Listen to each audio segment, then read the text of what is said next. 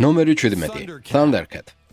Thundercat შეიძლება სუპერგმირის სახელს გავდეს და ის, რასაც ეს კაცი აკეთებს, მართლაც არ არის შორს სუპერგმირული საქმიანობისგან.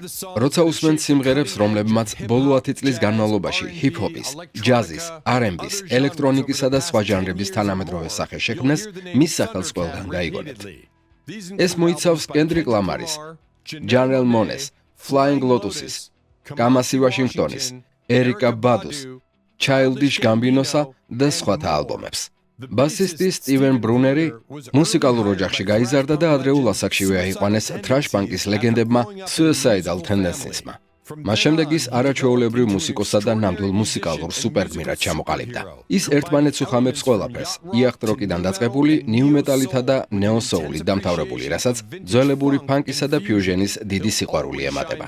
ის ყოველთვის კაშკაშებს, მიუხედავად იმისა, სოლო პროექტზე მუშაობს თუ ცნობილ ვარსკვლავებს.